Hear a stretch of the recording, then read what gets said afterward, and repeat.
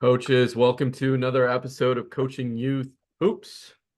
I'm your host, Coach Bill Flitter, and today we have a guest, Brendan Winters from Pro Skills Basketball, former player and now huge club basketball owner. So definitely want to dive into that. Brendan, thanks for coming on the podcast today. How you doing?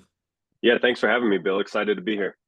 Awesome. So why don't you give our listeners just who is Brendan Winters, your background, and tell us a bit about Pro Skills before we dive in. Yeah, sure. I grew up the son of an NBA player. So I was born in Milwaukee. My dad played for the Bucks, and then he became a coach. And so I was kind of born into a basketball family. My dad coached. He started off at Princeton when Pete Carril was there. Just did that a couple years, and then he became an NBA assistant coach, and that's when the journey really started, I think. And so I lived in 7 or 8 different cities growing up. Moved all around the country, got to be exposed to youth hoops in all regions of the U.S. I was even in Vancouver, Canada for a little bit. He was the first head coach of the Vancouver Grizzlies, but always dreamed of playing in the NBA. That was always my goal. Worked really hard at it. My dad never pushed me to be a basketball player, but he was certainly willing to help me. And I ended up going to play at Davidson. This is right before Steph Curry got there, so I was literally the 4 years right before Steph came in. So we were, a little bit of a smaller name then. Had some opportunities to try out for various NBA teams. Just wasn't good enough. But went overseas for a handful of years and was playing over there and decided with one of my Davidson teammates to start a basketball camp in the Davidson area, it's about 30 minutes north of Charlotte in North Carolina. And we called it Pro Skills Basketball because our idea was, let's take the skills and the drills and the values that we were learning as pros overseas, and then also that we learned at Davidson, let's bring it to the kids, and let's also get college players, pro players to work just like we were at the time. So that's where the name came from. It has nothing to do with us thinking we're going to turn kids into pros or anything like that. We did that for a few summers, and it grew and grew, and we really enjoyed it. And we were both ready to retire about the same time from playing. And because we had this summer camp, we thought we might be able to do it year round and give it a shot full time. So that's what we did. So about 2011 or 2012, we retired. We moved back to Charlotte, North Carolina, and started Pro Skills full time. And the initial idea was just, hey, let's kind of do an academy, meaning skill work, clinics, training, camps, all that. Nothing to do with teams. It was just going to be straight a skills academy. But pretty quickly, we got some parents begged us to start some AAU teams. We didn't really know what that was all about. Did a little research, realized it was, even at the time, it was like pretty toxic, not great. So we decided okay, maybe there's an opportunity here for us to kind of change that culture and help some kids. So we pivoted into kind of the AAU side, and from there it's kind of taken off over the last 10-ish years or so. And here we are today, and we're in 20 cities around the US with our main thing is AAU teams. We call them club teams just because of the AAU kind of negative connotation, I guess. But so we've got about 200 teams or so in 20 cities, and we're expanding pretty quickly. And so that's where we are today. Wow. Did you say 200 teams? Yeah. That's a lot. Yeah. That's a lot. But you got staff to help with that. And I mean, it's a legitimate business. It's not just some guy starting a few teams. It's a business. Yeah.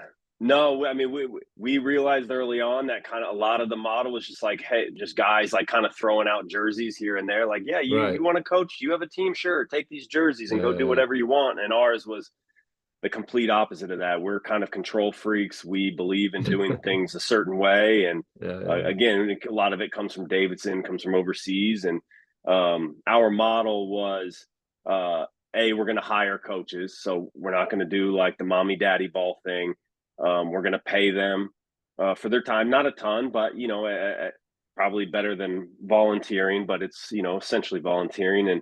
But we're going to interview them. They're going to need to be qualified. They're going to be positive. We're going to practice twice a week. We're not going to play every weekend. We're not going to travel around the country chasing sixth grade national championships and things like that.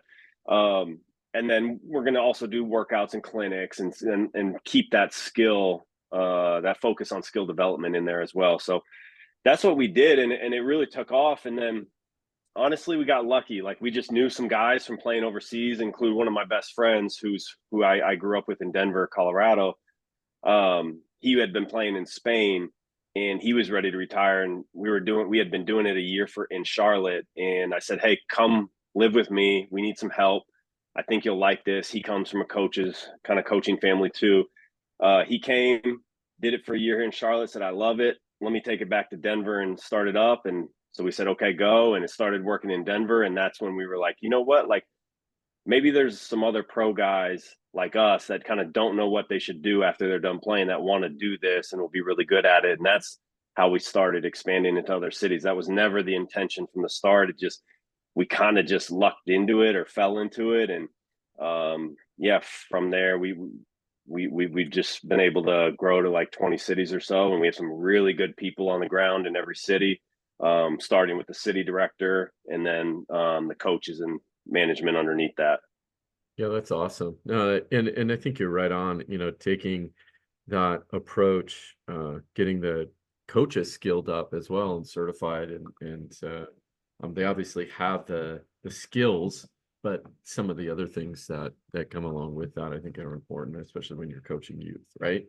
Yeah. Um, Yeah. But let's dive into this. One of the topics that you and I had discussed was this European style of play. And I've been hearing this more and more come up in conversations. We had Alex Sarama on the show a few podcasts ago. He obviously talks about that quite a bit. And you had mentioned that 30% of NBA players are now from outside of the United States. That's a huge number, right? 30% and growing, right? Yeah. I mean, I think it's like the last number of years, I think you've heard people kind of say that, and you were thinking like, I mean, sometimes I was like, that seems a little subjective. Like, is that true? I wasn't sure Yeah. 10 years ago, but like now it's like, it's objective. Like, the data says there was 125 players born outside the US playing in the NBA this year.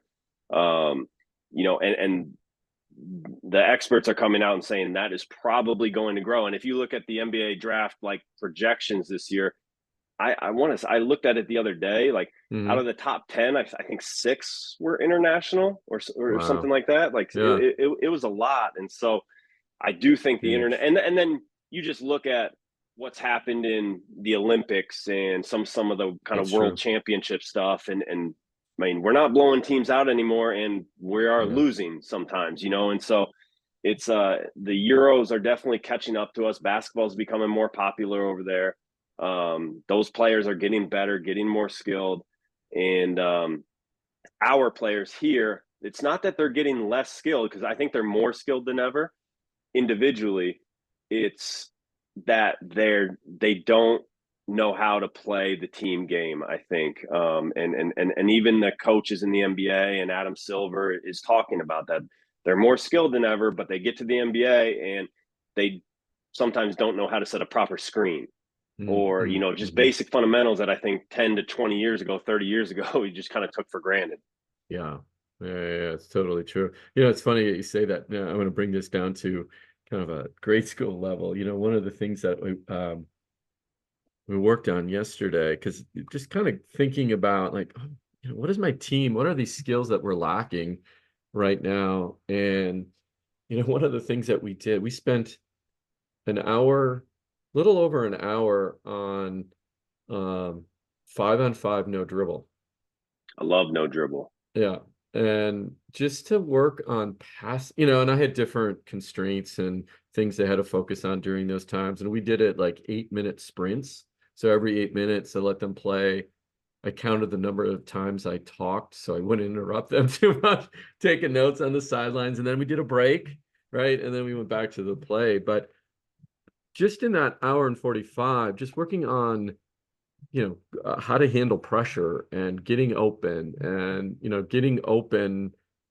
using your cuts correctly and passing, cutting after you pass, all those just like basic stuff and off-ball screens, although I wish they would have set more off-ball screens, but we'll get there. We'll get there. Yeah, But the yeah, point yeah. of all of that is I think that it's really important. Again, you could say, again, you're going to have some people say, well, European players, it's just becoming more popular as time goes on, and that's why, there are more of them appearing in the draft.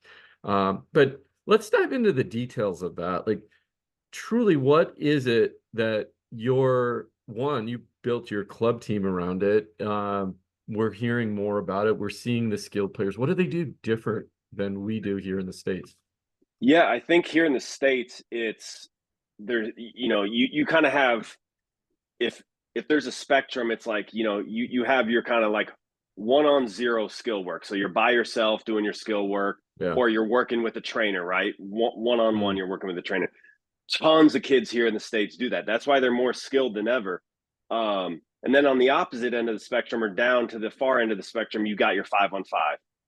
Everyone does that, right? And a big piece is because AAU, we play most teams play like almost every weekend in the spring and the summer. Yeah. PS Pro Skills does not, but Yeah, we most don't do. either. But what about everything in between there? I think that's what's missing in the States. Kids, they all work with trainers, one-on-one, or maybe like, hey, maybe there's one or two or three other kids in there, but it's all individual moves, right? It's what the reason why you were doing no dribble stuff. Part of the reason is probably because there's so much wasted dribbles. They're going through their legs 5 times. They're not going anywhere with their dribble. They're over dribbling, not passing. But and that stems, I think, from a lot of the training stuff where they put up 5 cones and they make them go through the legs, behind the back, in and out, and it's just like, what are we doing here? And then on the weekends, then they'll just go play 5-on-5 games, in these AAU, where it's like, there are a lot of great AAU coaches, but there's a lot of bad ones too. And a lot of times it's just like, hey, roll the ball out and go play. So what about the playing 1-on-1 or 2-on-2 or 3-on-3 or even 4-on-4? Yeah. Like, that's where you learn how to play, especially 3-on-3. Because that's what basketball is at the end of the day. It's a lot of triangle stuff, a lot of 3-man play. And I think that's where Americans are lacking. And I know USA Basketball is doing a great job trying to get 3-on-3 going. It's great. It's going to become an Olympic sport. So hopefully that becomes more popular. But the Europeans do a ton of that. I was just in Spain 2 weeks ago with my wife. We were on vacation, but one of my buddies, who is was a Davidson player, he's 10 Mhm. years younger than me. He's playing in Malaga, and it's one of the best teams in the top division of Spain. I went to their practice and watched it, and they played in their practice. They played 3-on-3, then they went to 4-on-4, and then Mm. finally they played 5-on-5. But everything was controlled, situational, and Yeah. maybe you go up and down once or twice. Um, but that's just an example of, even at that pro level over there, they're playing 3-on-3, they're playing 4-on-4, and then 5-on-5 from kind of situations. And that is what I think we're lacking here in the States. Yeah, totally. Absolutely. I mean, one of the things that I did as well with my club team is we started a 3-on-3 league. Yeah. And, we run that twice a season. And I think the best compliment I've ever received was when a parent came up to me and said, she didn't mean this positively either. It's so messy, so Yeah. disorganized. And I said, thank you. Yeah. I said, I was happy because, I said that learning is messy Yeah. and they're figuring it out on their own. I said, now I want you to go stand on the sidelines and hear the conversations they're having with one another. Hear how Hmm. they're actually communicating with one another. Yeah. And I said, that's where the magic happens. And that's where the beauty happens. They're figuring And it out. yeah, and the same goes for when you do any no dribble stuff. I mean, that is ugly at first. You're like, Ugly. they Yeah. have no idea what to do. The first 5 minutes is like, oh, you like, almost as a coach, you're like, oh my gosh, should I just end this thing? Because this is Yeah, yeah. brutal. but like then they start figuring it out and they start Yep. learning, and then you can go, okay, now we got one dribble, and you can work your way up. But yeah, like that's part of the problem is it is ugly, 3-on-3 and or no dribble or whatever it is. But like you said, that's how you learn. And the Yeah. hard thing, because we go through it too, we run 3-on-3 leagues in a lot of our cities, Charlotte, Richmond, some of our other cities, and we have parents come up to us and say like, we just want to go play 5-on-5. Yeah. We want to go to these weekend tournaments with where there's a ref and 5-on-5 and this and that, Yeah. and they don't understand like. But then a lot of times, like they'll go through a whole season of the 3-on-3, and they'll be like, "Oh, I get it now. Like my kid had the ball so much more, got just so much better learning how to play." And but you have to sit through that ugliness and that uncomfortableness sometimes, and a lot of times parents will end up getting it, but you gotta convince them of it, and it's Yeah. getting harder and harder, to be honest with you. It just seems like they Oh just want yeah. to go to these gyms, play in the tournament, 5-on-5, refs, all that, Yep. controlled, and Well, I'm glad uh, somebody else is also experiencing that because the comment I always hear is I want to play real basketball. yeah, yeah, Well, we get that a lot, and it's like it's getting more and more. To be honest with you, yeah. that's the whole point of this. It's getting harder to say like, hey, we're going to do 3-on-3 and like standing our ground there, because like the kickback seems to be growing for whatever reason. I have no idea why, because it's like these 5-on-5 like tournaments or leagues are oftentimes very ugly, but for whatever reason, that's what the parents want, and they're less willing to listen to the experts, whatever coaches they are Yeah. out there. And so it's getting a little more difficult, but Well, we'll we keep feel at your it, pain. coach. Yeah, we'll Yeah, keep at it and still plugging away. I'll work on the West Coast and maybe we can meet in the middle and yeah, that change sounds the good. world a little bit. Let's dive into the details of that though, of you know, if you were or if club owner, let's just start with the club owner. Club owner's listening right now and he likes this idea of the European basketball. He hears it, he sees what's going on in the NBA. What would you say to him right now, like his top three things to change his club or his organization? Yeah, I would say more practice, more skill work, less games. So that's number one, is like, how many times a week are you practicing? Is it zero? Is it one? Is it two? Now, I'm not saying you got to practice, especially, with young kids, you don't need to practice 3 days a week, 4 or 5, but, 2 days a week is pretty good for a season. And then in practice, what are you doing in that? Are you rolling the ball out and just like scrimmaging the whole time, sitting back and hanging out? Or are you actually doing intentional skill work, individual skill work, small group, team-based stuff? Hmm. Um, that's a big piece of it. So more fundamentals, less games. Um, are you traveling, across the country? Spending more money and more time traveling when that money and time could be spent on staying home, doing skill development stuff, or even just rest. That's a big piece of it. Uh, what kind of defense are you playing? Are you playing zone? Because we all know it's easy to play zone in third and fourth grade when kids can't skip past, they can't shoot threes. Um, I mean, the easiest thing in the world is just to get a super athletic team together, press full court, get back into like some sort of trapping zone, and then it's just steal layup, steal layup, steal layup. And then these kids get to high school, they can't shoot. All they know how to play is some sort of pressing zone, but everyone's as strong and as athletic as them now. So that's like negated. And now those kids, like, they're not making their high school teams, or they were once proclaimed the best sixth grader in the state, and now they're just an average player. They're not even going to play in college because they can't shoot. They don't have some of these other skills. They don't know how to play within the team system. So, um, yeah, just like what concepts are you teaching? And that part of that is that's another piece like of the problem with the American system is the rules are all different. State to Mm-hmm. state, Yeah. tournament to tournament, the shot clock stuff, just quarters, halves, like it's just all over the place. Whereas Europe, it's all FIBA rules. They mandate no zone, until I can't remember what age it is, 14, 15 or whatever it is. So like they Yeah. grow up playing man to man. And so I think being very conscientious of like what team concepts are you teaching, offense and defense? Are you just going to pick and rolls every single time, or are you teaching them how to play in a motion and screen off the ball, that sort of stuff? So I think those are some of the things that are a problem here in the States that I think club owners or coaches should be thinking about. So okay, let's dive into that. So okay, so I have I'll use me as an example. So we practice 2 times a week, and I can tell you firsthand, I changed my practice philosophy. I guess the dramatic change was last year, and I went to more skill-based practices twice a week. We hardly did any concept stuff, meaning, oh, we're going to run this play, right, or this offense, or right, but I focused on the fundamentals. Huge transformation, okay, in what we were and what the output was for the kids.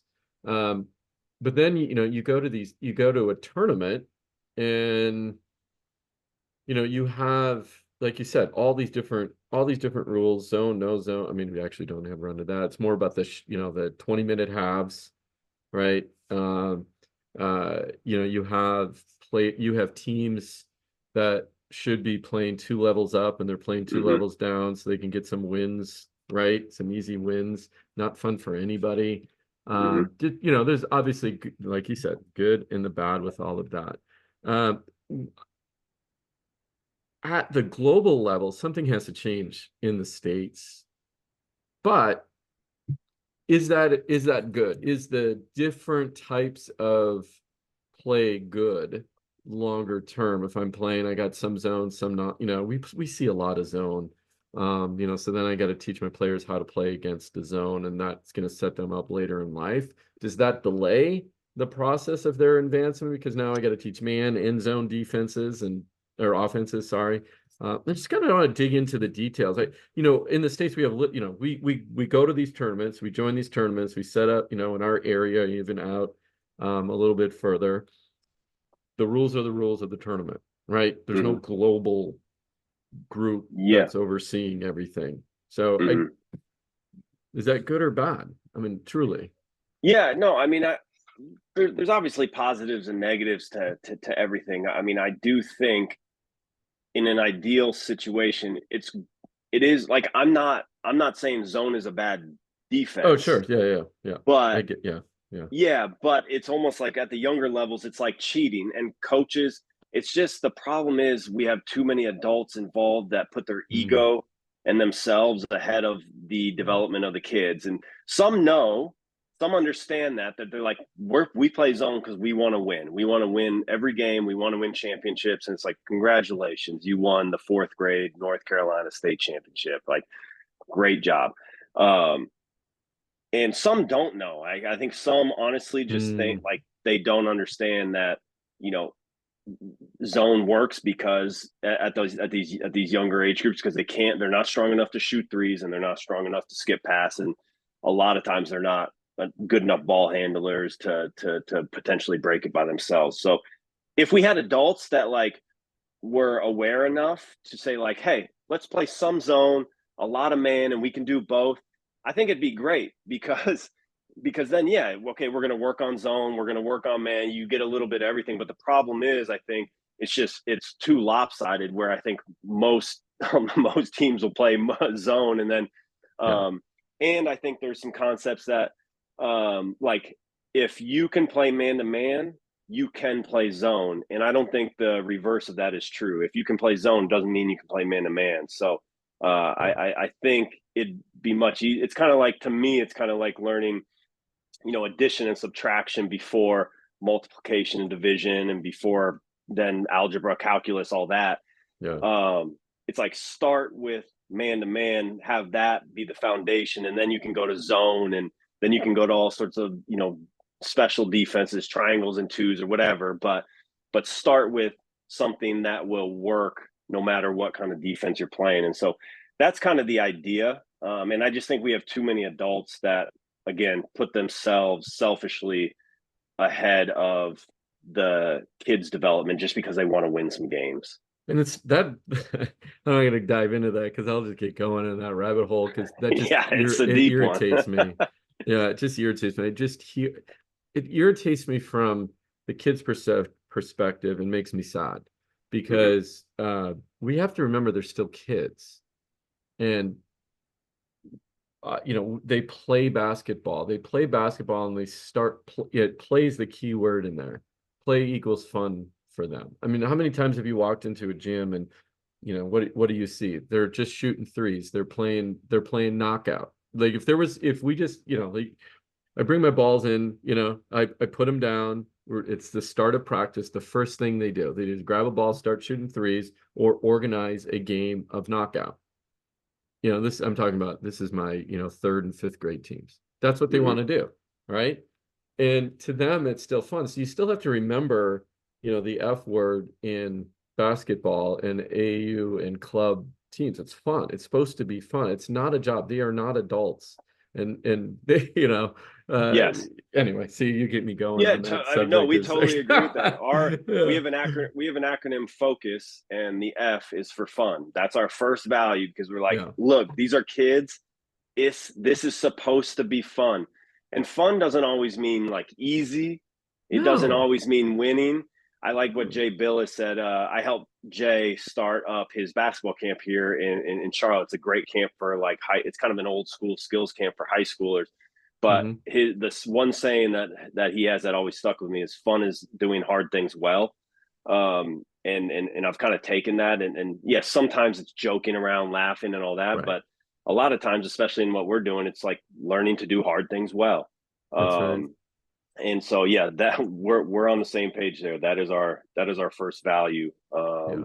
But it's just the adults, man. It's just I honestly I don't have an answer for it because it really like it's just so disappointing weekend after weekend. I mean, we hosted a tournament in Charlotte this past weekend, a big tournament, 90 teams.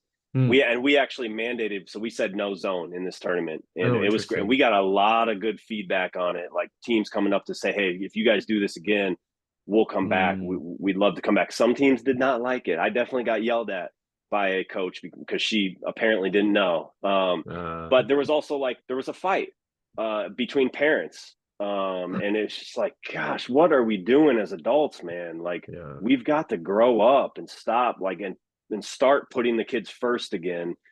Stop thinking about ourselves. Stop being selfish as coaches, as parents, as just adults. It's really ugly what's happening out there, I think.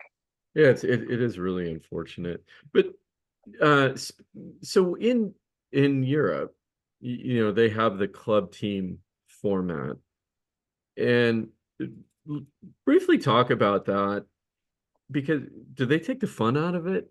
It always every time I read and see stuff, it seems very serious. They're with the team a long time, right?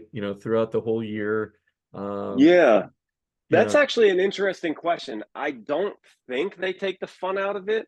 hmm Um, but I didn't grow up in that system, so I couldn't say but when I saw the younger club teams, like they hmm looked like they were having fun. And like maybe an example of that is like some of the most fun drills I ever did was as a pro overseas. Like now I think they're getting a little more popular here, but like there was a few drills that we used to do like warm-up drills, especially like where it was essentially tag with a basketball. And hmm you had 20 to 35-year-olds running around laughing, like playing tag with a basketball. Yeah. There's certain rules about it. Or there was one game where like we had 6 hoops around the court, and to warm up you could score, you no dribble, two teams. It was like 7-on-7 or 8-on-8, and you could score in Mm. any hoop Anywho, without dribbling.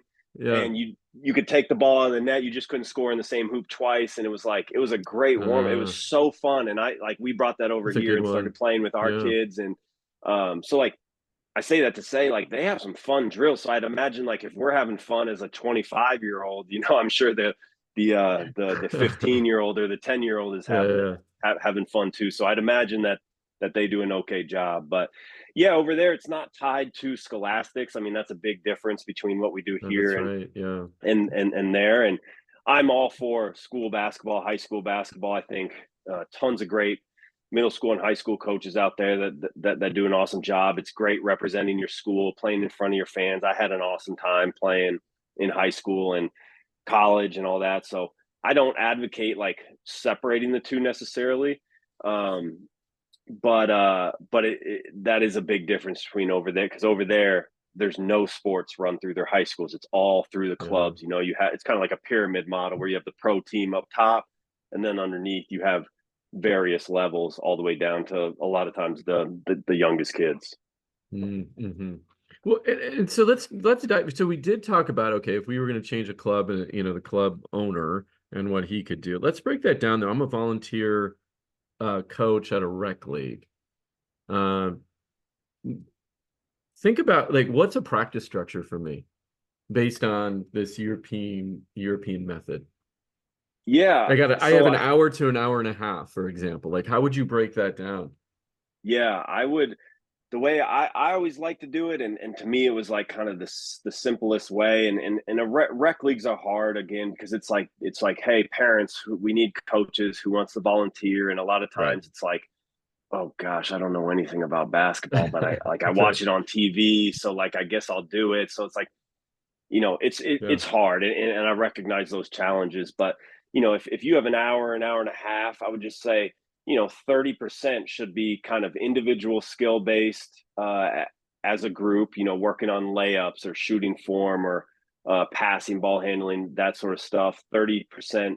I think you do team stuff. You do team concepts, offense, defense, maybe teach some plays, maybe whatever it is. And then the last 30%, 40% could be controlled scrimmages or controlled games. Like maybe it's 2-on-2 or 3-on-3.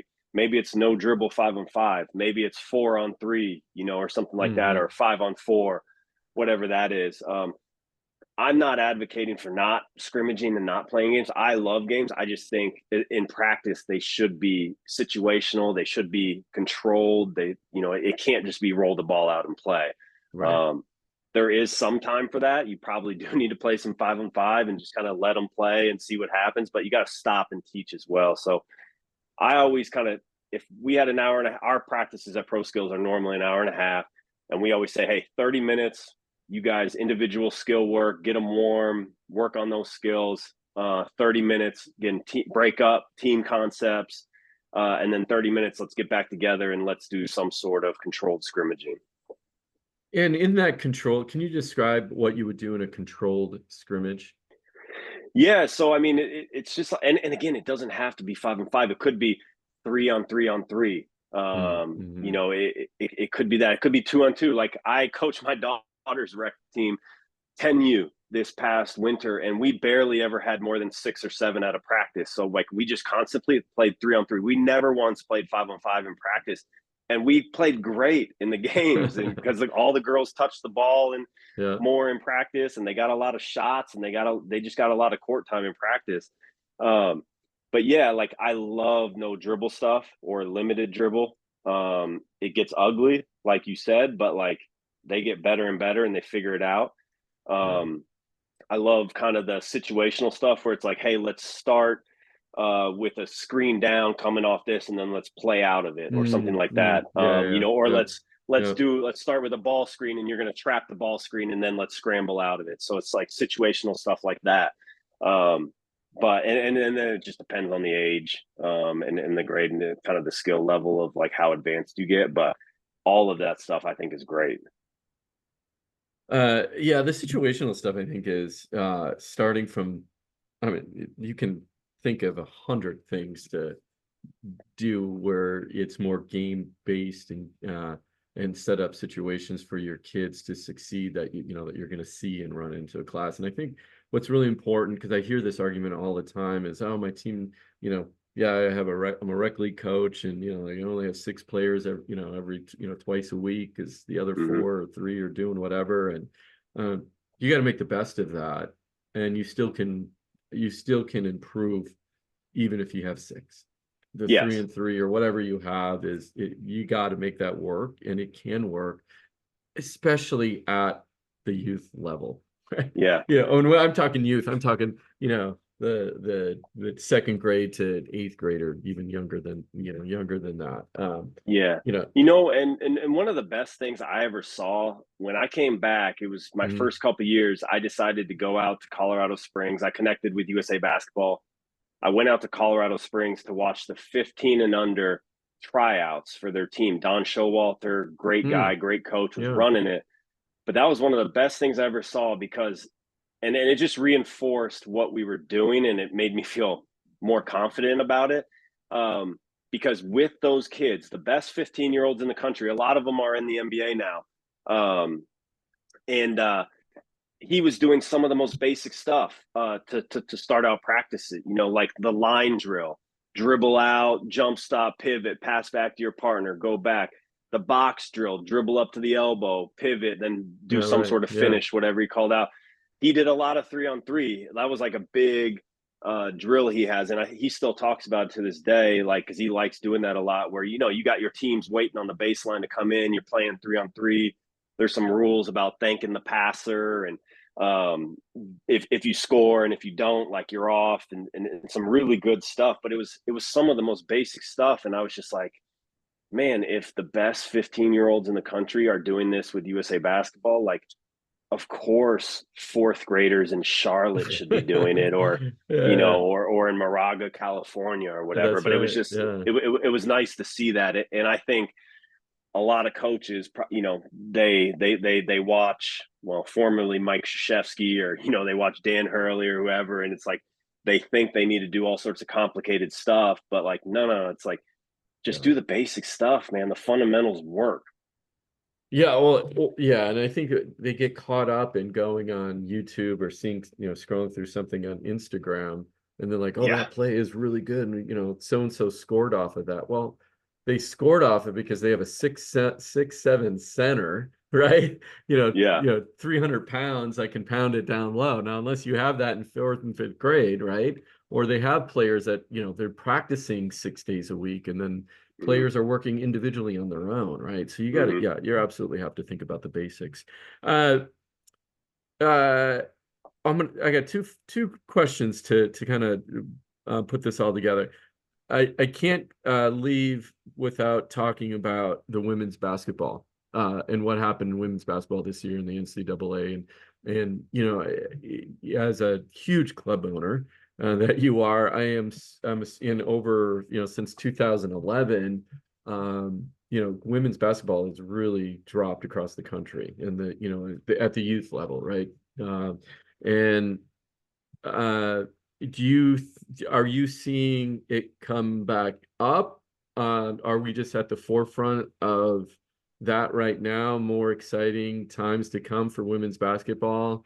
How is what happened in the NCAA, I guess, is the real question, going to trickle down to our levels? Yeah, I think we're just at the forefront now, and I Hmm. don't think we've seen quite yet the impacts of it at the youth level. I think that's going to take a year, 2 years, 3 years, hopefully. Like I'm very much Yeah, hoping for that it continues to grow in popularity, because I'm with you. I read a couple of years back, there was an ESPN article that had the that's right. data Yeah. about Hmm. girls youth basketball, how it was declining, and soccer and volleyball were on the incline.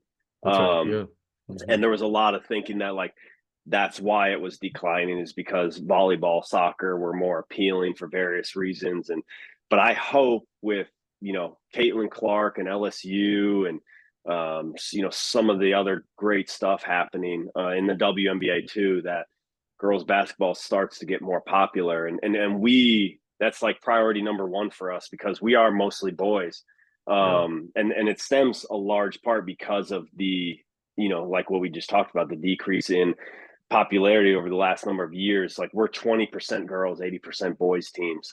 But we'd love to get to 50-50 if we can at some point. So we're working at it, but I really do hope that it continues to increase, based off some of the Caitlin Clark and college stuff, and then the WNBA stuff that seems to be picking up. So hopefully we'll Hopefully we'll start see seeing it. that Yeah. more over the coming years.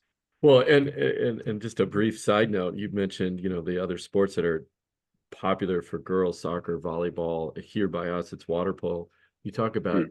you think AAU coaches and clubs are crazy. Dive into those those programs and into those sports. It makes us look like you know uh It is very interesting. saints. Yeah, we do study some of these other club sports, and again, positives and negatives with it all. I do think one interesting difference is most of them are regulated from the top down by some sort of governing body. Like I know USA Soccer pretty much runs youth soccer, and there's no regulation in the basketball world. USA basketball and junior NBA have tried to do some stuff over the last few years, and it's a good effort, but it's not it's not like mandated, it's not regulated. So I do think hopefully the NBA will do more in the coming years. I think that's probably our only hope, but it's going to have to be a big effort. So I'm not exactly sure what the solution is for it. But Yeah, yeah, I don't that's either. kind of